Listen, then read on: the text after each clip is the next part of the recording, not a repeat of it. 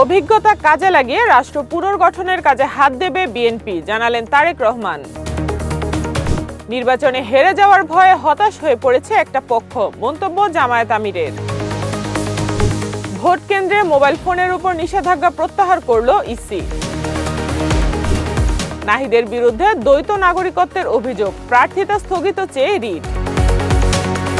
মঙ্গলবার থেকে 4 দিন নির্বাচনী এলাকায় বহিরাগত অবস্থানে নিষেধাজ্ঞা।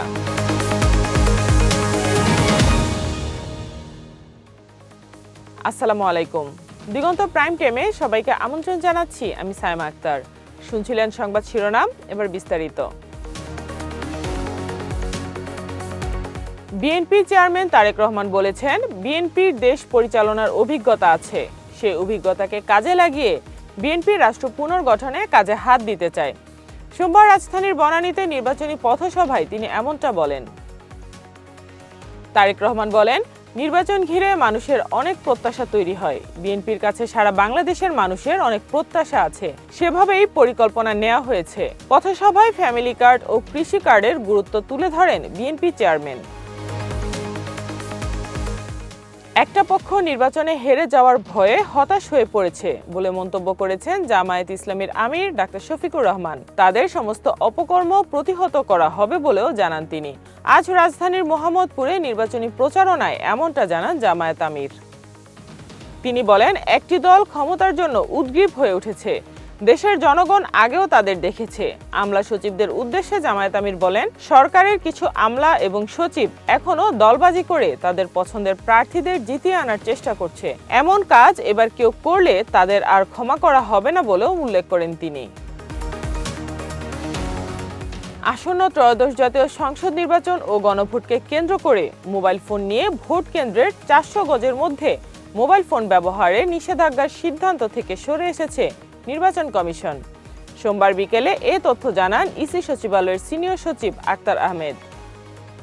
এর আগে দুপুরে আসন্ন নির্বাচন ও গণভোট ঘিরে ভোট কেন্দ্রের 400 গজের মধ্যে মোবাইল ফোন নেয়ায় বিধিনিষেধ আরোপের কথা জানায় ইসি। এদিন ইসির সিনিয়র সহকারী সচিব শহীদুল ইসলামের সই করা এ সংক্রান্ত একটি চিঠি সারা দেশের রিটার্নিং অফিসারদের পাঠানো হয়। দ্বৈত নাগরিকত্বের অভিযোগে 11 দলীয় জোট মনোনীত ঢাকা 11 আসনের প্রার্থী ও এনসিপির আহ্বায়ক নাহিদ ইসলামের প্রার্থিতা স্থগিত চেয়ে হাইকোর্টে রিট দায়ের করা হয়েছে। একই আসনের জাতীয় পার্টির প্রার্থী শামীম আহমেদ আজ এই রিট দায়ের করেন। রিট আবেদনে বলা হয়েছে, 2025 সালের 20 এপ্রিল নাহিদ ইসলাম ডোমিনিকার নাগরিকত্ব নেন। রিটে নাহিদ ইসলাম, নির্বাচন কমিশন সচিব ও রিটার্নিং কর্মকর্তাকে বিবাদী করা হয়েছে। এদিকে ঢাকা 11 আসনে বিএনপি প্রার্থী এম এ কায়ুমের প্রার্থিতা বাতিলে এর আগে হাইকোর্টে আবেদন করেছিলেন নাহিদ। সেটি খারিজ হলে আপিল বিভাগের চেম্বার জজ আদালতে আবেদন করেন এনসিপির আহ্বায়ক। আগামী 12 ফেব্রুয়ারি অনুষ্ঠিত হতে যাচ্ছে ত্রয়োদশ জাতীয় সংসদ নির্বাচন ও গণভোট।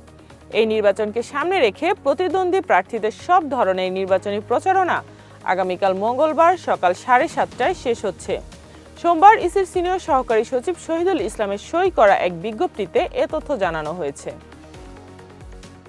এতে জানানো হয়, নির্বাচনী কার্যক্রমে সম্পৃক্ত ও নির্বাচন কমিশনের অনুমতিপ্রাপ্ত ব্যক্তিবর্গ এবং সংশ্লিষ্ট নির্বাচনী এলাকার বাসিন্দা বা ভোটার ছাড়া অন্য কেউ নির্বাচনী এলাকায় অবস্থান করতে পারবেন না। এই বিধিনিষেধ 10 ফেব্রুয়ারি সকাল 7:30টা থেকে 13 ফেব্রুয়ারি বিকাল 4:30টা পর্যন্ত কার্যকর থাকবে বলে জানানো হয়েছে। আন্তর্জাতিক সংবাদ। ইউক্রেনকে প্রেসিডেন্ট নির্বাচনের জন্য চাপ দিচ্ছে যুক্তরাষ্ট্র। প্রেসিডেন্ট ডোনাল্ড ট্রাম্পের নেতৃত্বাধীন প্রশাসনের 2 জন উচ্চপদস্থ কর্মকর্তার বরাত দিয়ে এক প্রতিবেদনে এ তথ্য জানিয়েছে রয়টার্স। সম্প্রতি আবুধাবিতে ইউক্রেন ও রাশিয়ার সরকারি প্রতিনিধিদের সাথে বৈঠক করেছেন মার্কিন প্রতিনিধি দলের সদস্যরা। আবুধাবির ওই বৈঠকে রাশিয়া ও ইউক্রেনের মধ্যে স্থায়ী যুদ্ধবিরতির পাশাপাশি ইউক্রেনের প্রেসিডেন্ট নির্বাচন নিয়েও কথা হয়েছে। ট্রাম্প প্রশাসনের প্রতিনিধিরা ইউক্রেনকে দ্রুত নির্বাচনের ব্যাপারে তাগাদা দিয়েছেন বলেও এক কর্মকর্তা জানিয়েছেন। এবারে খেলার খবর। ভারতে বিশ্বকাপ না খেলার সিদ্ধান্তে অনড় থাকায় বাংলাদেশের পরিবর্তে স্কটল্যান্ডকে অন্তর্ভুক্ত করেছে আইসিসি। এতে বাংলাদেশের পক্ষে অবস্থান নিয়ে ভারতের বিপক্ষে গ্রুপ পর্বের ম্যাচ না খেলার সিদ্ধান্ত নেয় পাকিস্তান। এরপরই বড় আর্থিক ক্ষতির মুখে পড়েছে ক্রিকেটের সর্বোচ্চ সংস্থাটি। পাকিস্তানকে ভারতের বিপক্ষে ম্যাচে ফেরাতে রোববার লাহোরে পিসিবি, বিসিবি ও আইসিসির প্রতিনিধিদের মধ্যে টানা 5 ঘন্টা বৈঠক অনুষ্ঠিত হয়। তবে 15 তারিখের ম্যাচে ভারতের বিপক্ষে পাকিস্তান খেলবে কিনা মিটিংয়ের পরও তা নিশ্চিত হয়নি। ম্যাচ বয়কটের বিষয়টি এখন চূড়ান্ত সিদ্ধান্তের অপেক্ষায়। মূলত পাকিস্তানকে ভারতের বিপক্ষে বিশ্বকাপের ম্যাচ খেলার জন্য অনুরোধ করেছে আইসিসি। এছাড়া বিশ্বকাপ থেকে বাদ পড়া বাংলাদেশকে সব ধরনের সাহায্যেরও আশ্বাস দিয়েছে সংস্থাটি। এই ছিল আজকের প্রাইম টাইমে। এরপর এক নজরে বিশ্বের আলোচিত সংবাদ। সবাইকে দেখার আমন্ত্রণ জানাচ্ছি। এতক্ষণ সাথে থাকার জন্য ধন্যবাদ।